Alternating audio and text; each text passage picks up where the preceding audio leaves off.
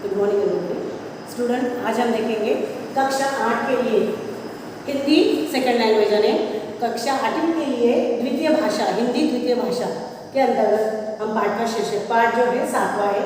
इस पाठ का शीर्षक है रथचक्र और इसके लेखक है। लास्ट टाइम हमने ऑलरेडी लेखक परिचय वगैरह सब किया है पूरा, लेकिन फिर भी इस बार थोड़ी सी चर्चा करेंगे। उसके बाद पाठ की शुरुआत करेंगे। इस पाठ के लेखक है हिमांशु जोशी। उनका लेखक परिचय वगैरह हमने पूरा पिछली क्लास में किया है। तो आगे हम पढ़ेंगे। तो पेज नंबर यानी प्रश्न संख्या 55 आप खोल के देख सकते हैं। तो पहला पैरा यानी कि यहाँ पे रथचक्र यानी क्या, रथचक्र की प्रस्तावना। रथचक्र में समय का पहिया, किस प्रकार समय का पहिया घूमता है। इस कहानी में 3 पीढ़ियों की चर्चा की गई है जो हमने पिछले क्लास में की थी। तो इस क्लास में हम देखेंगे पाठ के विश्लेषण के बारे में। और सबसे पहले और महत्वपूर्ण बात जो है यहाँ पे इस पाठ में मैं यानी इस छोटे भाई के लिए इस पाठ का जो मुख्य नायक है उसके लिए मैं शब्द का प्रयोग किया गया है। तो आशा करती हूँ पिछली क्लास आपको समझ में आया है। अब आगे आज से ये यानी कि पेज नंबर 55 यानी पृष्ठ संख्या 55 के ऊपर पहला पैरा फिर से हम रिकैप करके स्टार्ट करेंगे। पीली पीली धूप निखरने लगती है, चीड़ के लंबे लंबे पेड़ और ऊंचे लग रहे हैं। देखो, चीड़ का पेड़ का अर्थ क्या है, एक प्रकार के प्रसिद्ध पेड़ है और वो हाइट में है, ऊंचाई उसकी बहुत लंबी होती है। इससे क्या बनता है, फर्नीचर, घर का जो फर्नीचर, जो सोफा सेट, टेबल, चेयर यानी कुर्सी, मेज, ये सब क्या है इससे बनता है। और साथ ही साथ चीड़ के पेड़ से सुगंधित द्रव्य भी बनाया जाता है। पाइन ट्री आप कह सकते हैं इंग्लिश में इसको। तो आइए आगे देखेंगे। बर्फ से ढकी पहाड़ी की चोटियां पिघलते सोने की तरह चमक रही है। धुंधले के उस पार मैं कुछ खोज रहा हूँ पर स्पष्ट कुछ दिखता नहीं। देखिए, सब स्मृतियाँ हैं, किस प्रकार वो खोज रहे हैं। आज वर्षों बाद मैं फिर आया हूँ यहाँ अपने घर।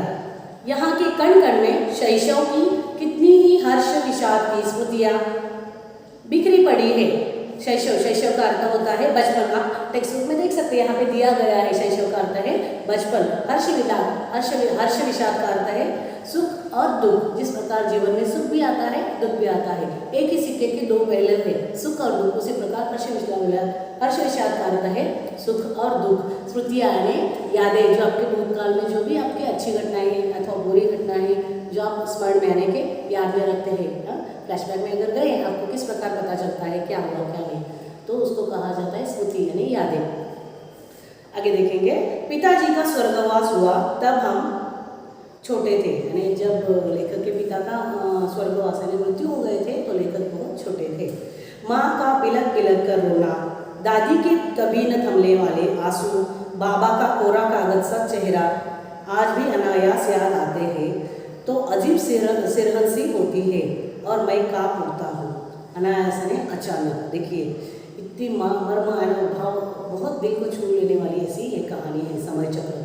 तो यहाँ पे दर्शाया गया है किस प्रकार उनके पिता के मृत्यु के उपरांत लेखक अपने माँ को किस प्रकार बिलखते हुए, माँ के न थमने वाले आंसू, दादी जो उनकी ग्रैंड माँ, दादी ने ग्रैंड माँ है और दादाजी है, और उसकी बहन कितना रो रही है और वो किस प्रकार अपनी बहन के गोद में वहाँ पे ठहरे हुए, वो सब स्मृतियाँ उनके मन मस्तिष्क में एक प्रकार छा गई है। मानो कभी भी उनको अगर वो याद आता है तो अनायास में अचानक ही याद आने के उपरांत किस प्रकार लेखक अपने अतीत की स्मृतियों में खो जाता है।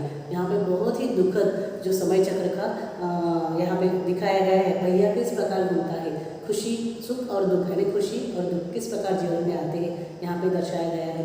कितने दिन बीतने के बावजूद भी लेखक किस प्रकार स्मृतियों में खो जाता है, इस यहाँ इस बारे में यानी इस अनुच्छेद में दर्शाया गया है।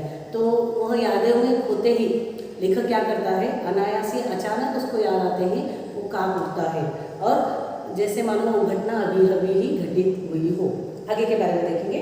मैं तब कनु के बराबर था, देहरी के पास माँ से झुकाए बैठी थी, यानी किस प्रकार उसकी माँ उस समय बैठी थी यहाँ पे दर्शाया गया है। बाबा पत्थर की तरह गुमसुम हो गए थे, बाबा ने दादाजी, एक भी शब्द बोल न पा रहे थे।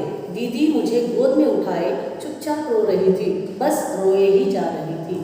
जब उनकी मृत्यु हो गई थी तो लेखक बहुत छोटे थे और वो अपने दीदी यानी कि बड़ी बहन जो है उसके गोद में ठहरे थे और वो अपने दीदी को निहार रहे थे। किस प्रकार बिना रुके समय अपने आप आंसू निकल आ रहे थे, यानी कि जो दुखद वेदना है, पीड़ा है यहाँ पे दर्शाई गई है। आगे के बारे में देखेंगे।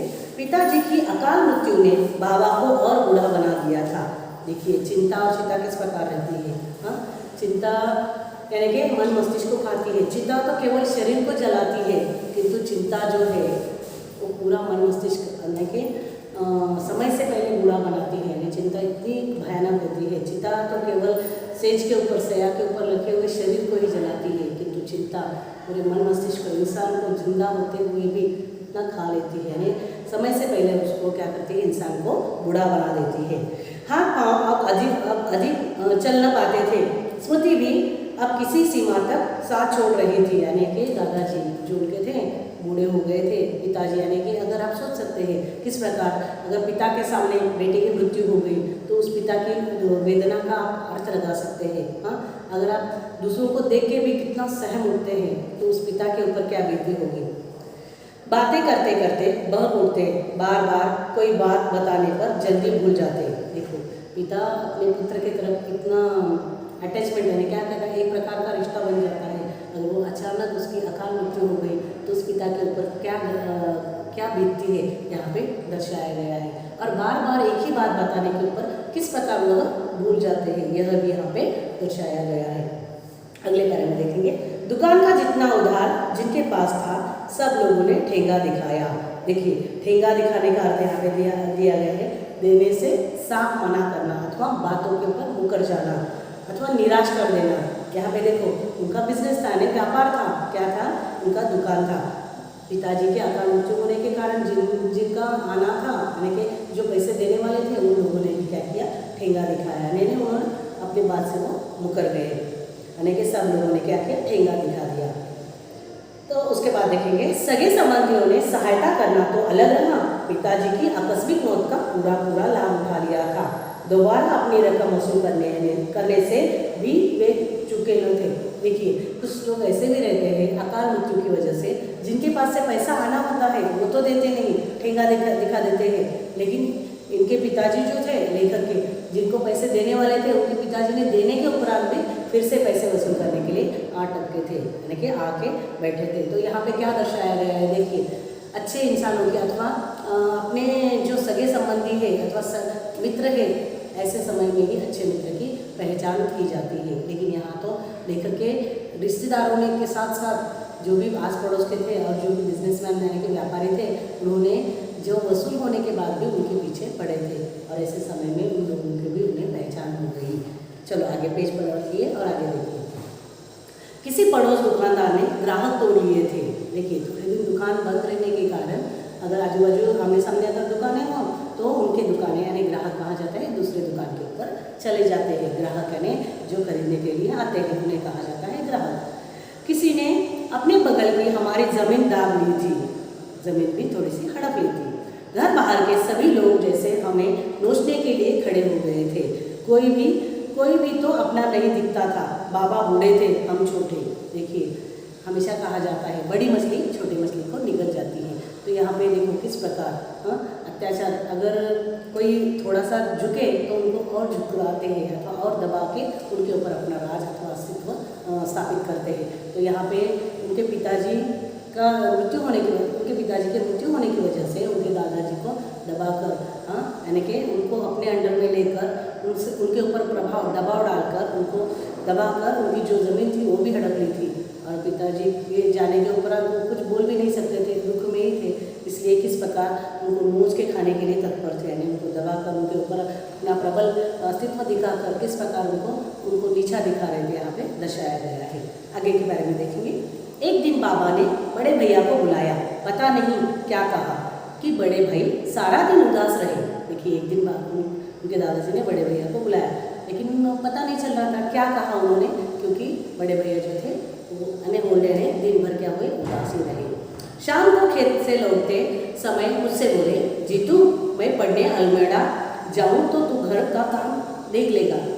देखो यहाँ पे लेखक के बाद जो भाई है वो कहाँ पढ़ने के लिए गए थे, अलमेड़ा पढ़ने के लिए जाने वाले थे। तो उन्होंने कहा अगर मैं अलमेड़ा पढ़ने के लिए दूर जाऊँ तो तुम क्या कर लेना, यहाँ पे पापा के यानी दादाजी को क्या कहते थे, बाबा की दुकान है, उनका व्यापार में हाथ बटा लेना।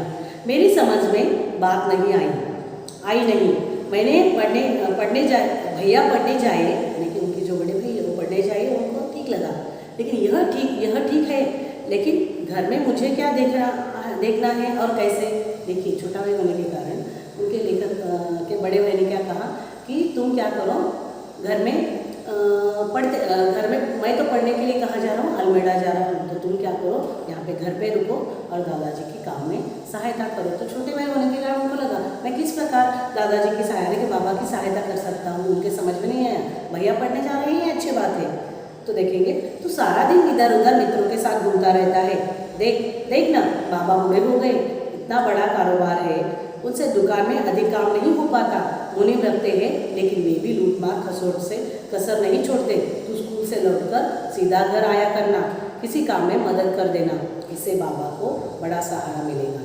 देखिए, अगर मुनीम यानी कि जो जिनको काम के ऊपर रखते हैं, जो हिसाब किताब देते हैं, उनको तो रखा है। और उनके दादाजी जो है वो बाबा कहते थे, उन्होंने उनकी उम्र होने के साथ साथ उनको कुछ याद भी नहीं रहता था, इसीलिए मुनीम के भी ना के बराबर इतना बड़ा कारोबार है, उसको संभाल लेना, क्योंकि होने के बावजूद भी कुछ तो अपराध कर देने गफला कर देते हैं। इसलिए स्कूल के आने के उपरांत तुम थोड़ा उनका काम में हाथ बढ़ाना। और मैं कहाँ, अल्मेडा पढ़ने जा रहा हूँ। तो यहाँ तक ये पाठ हम यहीं पे समाप्त करेंगे। अगला जो इसका भाग है अगले क्लास में देखेंगे।